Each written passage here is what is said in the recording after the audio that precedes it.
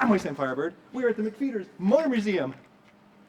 I've been trying to find a road train because I want to show how many wheels they have on them. I know Australians don't care, but maybe there's an American or somebody watching this video from some place where they don't have road trains, which I would assume would be like a lot of the world. This seems to be a specifically Australian, bizarrely awesome, scary, frightening thing. 1,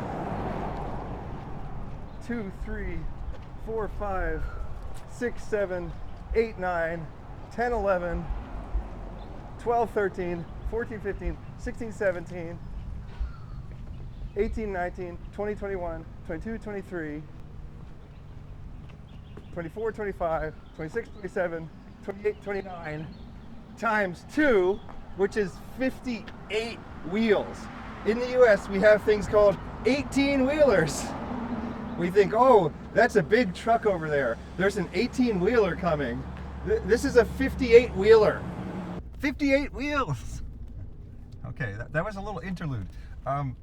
We're on our way to the McFeeters Motor Museum in Forbes, New South Wales, Australia. And if I had any idea what I would find at this museum, what fun would that be? I don't know what's here. It's a museum that has cars in it, I think.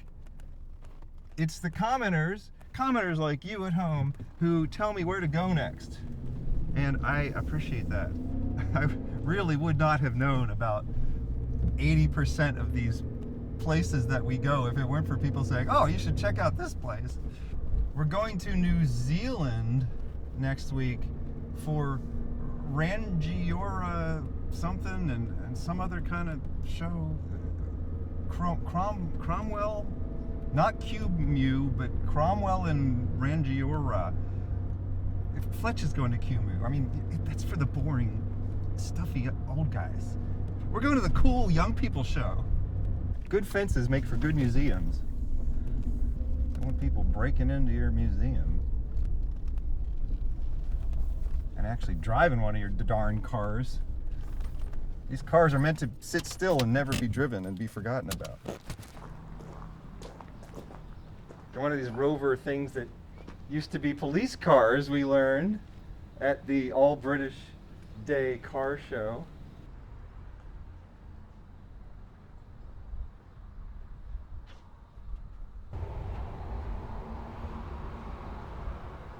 Oh, well, didn't even notice this. Okay, that's pretty clever. Come over here and see a whole different side of things. It's half restored. I'm actually really impressed that the spiderwebs are actually only on half the vehicle and the leaves. Like, they really did not touch this half of the vehicle when they were restoring it. And then this half has no spider webs or leaves or anything on it. Like, the whole months of restoration, they had to leave this just as it is. And then when they delivered it to the museum, again, they just left it exactly as it was with the spider webs. You can even see some of the spider webs are coming down halfway through the windscreen here. And there's no spider web on this side, and there's spider webs on that side. Don't touch the spider webs, kids. Those spider webs are original. It's only original once.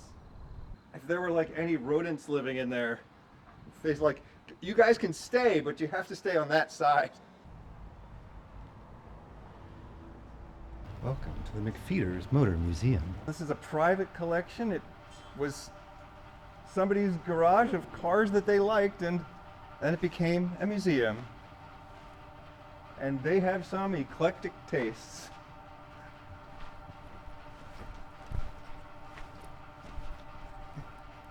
We need some comical camera motion here.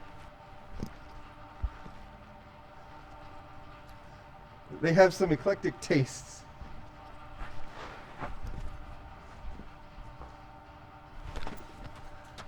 It's like, let's get the oldest car we can find, and then let's get the rubiest?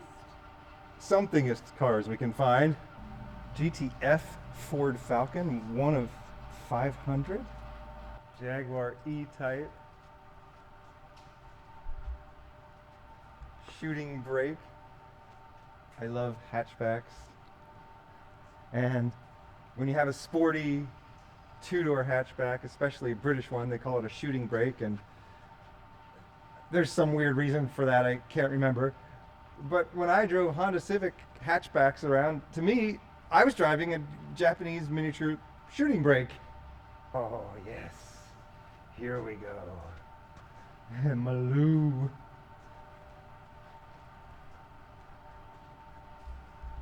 Oh, well, before we get to the Maloo though, we've been interrupted by something that we definitely have to check out. A Japanese funeral car. I would have had no idea. It's a Lincoln Town car converted into a ute, and then with a massive structure added to the back to put dead people in. Oh, you can even inspect the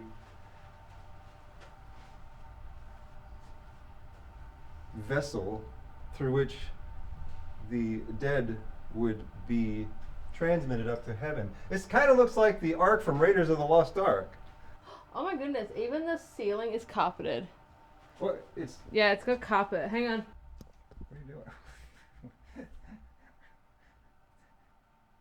It has little medieval lantern-looking lights. It looks a lot like my van. I guess this is van life for the recently deceased. We make a bit of a big deal over death, don't we? The most frightening thing about death, after you get past the idea of not being conscious ever again, is just the concept of utter oblivion, when there's no life left in the entire universe. It's not just your life gone, but sooner or later everything might die and life might never come into being again. That's what I call oblivion. And that's a bit depressing to think about. But I don't believe in oblivion. I don't believe in heaven, I don't believe in God, I don't believe in an afterlife. But I believe that for all eternity, as far as you go back and as far as you go into the future, that life will come back into being somehow. It will evolve on some planet somewhere, and when the universe explodes or contracts, it won't matter, because sooner or later suns will form again and planets will form around the suns and life will evolve on those planets. I don't believe in oblivion. I think life always has existed and always will exist in some form or other. But your life and my life, this is the only one we get. So make the most of it. I forgot my belt today, okay? Sorry. He's not sorry. I'm not sorry for anything. Guilt is a useless emotion. Hello, Maloo. HSV GTS 2015. Only 240 of these were made. The last Holden Ute of the HSV series. Something about museums always makes me sad, though. I sort of feel like I'm looking at embalmed corpses. Like these cars should be driven. You know how Indiana Jones said, this belongs in a museum? Well, this belongs in the streets. This Falcon over here, it's low spec, but it's a 1972 model with only 25,000 miles on it. All original. Steel wheels painted to match the body. Like they say in Indiana Jones too. You bury something long enough, dig it up, it'll be worth something. Wolseley. In 1899, the Wolseley Sheep Shearing Company entered the motor car industry because follow the money. Who cares about sheep? Australia does have a weird fascination with sheep shearing, though. There's a guy named Jackie Howe, and one of the commenters was enthusiastically telling me the story of this person who, long darn time ago, sheared a record number of sheep, 321 sheep in 7 hours and 40 minutes. And he used hand shears instead of machine shears. I don't even know what the difference between hand shears and machine shears is. But for some reason, Australian still remembers this guy, Jackie Howe. And that's another nickname for the wife beater singlet tank top. It's a Jackie Howe. I mean, we all have our heroes and we all have our reasons for them being our heroes. I'm just not sure what those reasons are in this case. You sheared a bunch of sheep? If you'd like to tell WastelandFirebird your hero, leave a comment down below. Who are you? Tell us your heroes in the comments. Or don't. I'm just trying to increase engagement. I don't care who your heroes are. I don't want to hear about it. That's not true. He loves your heroes. Don't comment on this video. I don't need to hear what you think. This is about what I think, people. These little Mercedes convertibles are the stereotypical Los Angeles car forever. Like, since they came out, people have been driving these around Los Angeles specifically. I mean, sure, you'll see some in other parts of the planet, but the highest concentration of small Mercedes convertibles, Los Angeles. Allison Martino does the wonderful Vintage Los Angeles blog and YouTube channel and Instagram, and she drives one of these. She must have somehow figured out the same thing that I figured out, that this is the quintessential Los Angeles car. This is my idea of a great day.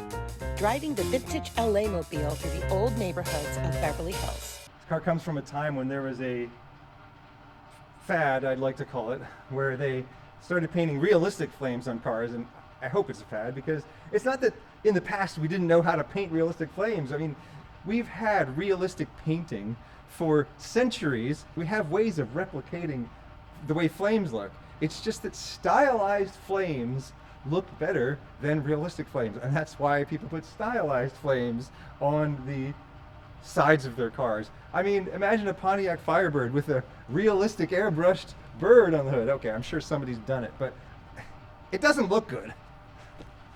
Cut to picture on the internet of person who did that, and it looks terrible, doesn't it? It looks terrible, right? Cars don't climb stairs, but somehow these cars got up the stairs. Well, I guess this elevator here must have helped. You had two of them. You put the frame rails right on the sides. And I love that this museum has so many mannequins in it. If you were a museum owner and you see WastelandFirebird, we would gladly assemble an outfit to put on a mannequin and keep it in a museum. that's the kind of immortality I want. After I die, I want to be stuffed and put into a car museum. It is worth talking about legacy, though. After you die, nothing's going to matter to you. And I used to think it didn't matter what you left behind, either. Because when you can't experience the joy of whatever it is you've created or left behind, then what does it matter? Well, but it does matter, because if other creatures exist, and if they are capable of experiencing happiness, which I believe they are, I can't prove it, but I'm pretty sure they are, then those creatures can be made happier by the work that you do during your life while you're alive, and they can be made happy by work that you do even after you're dead. You can leave behind a legacy of some sort. I used to not care about that, but now I do. I think it's important to try and improve the lives of people around you while you're alive, and it's important to try to improve the lives of future people who will live after you were alive.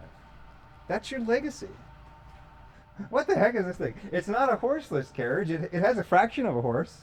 It has 1/3 of a horsepower. There's only 2 sentences here in this explanation. And I can tell you, it's going to take more than 2 sentences to explain this. Let's see how they do. He wanted a new car. She wanted a pony. This made them both happy. Oh, this car was the forerunner to the Mustang. Yeah, har, har, har, har. Henry Ford said, if I had asked people what they wanted, they would have said faster horses. So he gave them Ford Mustangs. Much faster horse. The point is that the customer doesn't know what they want until you give it to them. You're the one whose job it is to come up with the idea of what to give customers that will make them happy. The customer doesn't know. If the customer knew what they wanted, they would make it themselves.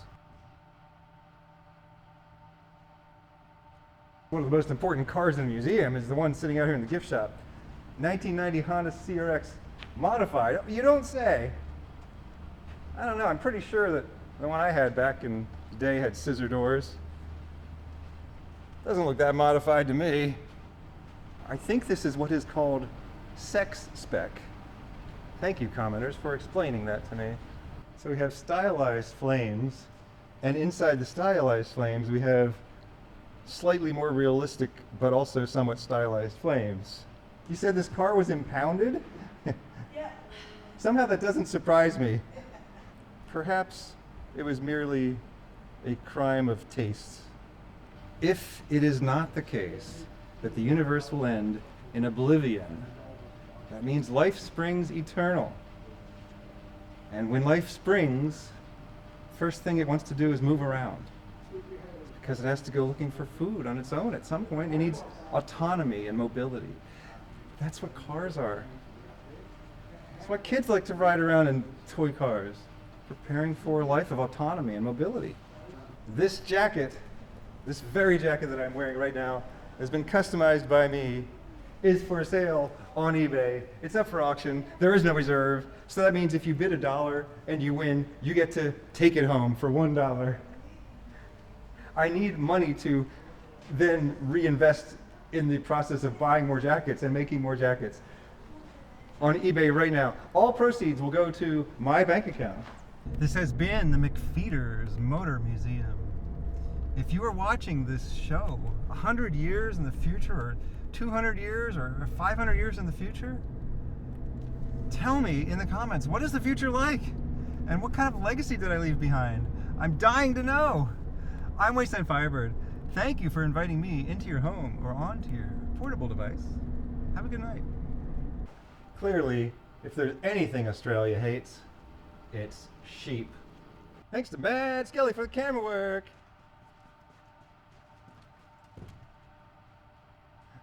Camera speed. Camera speed.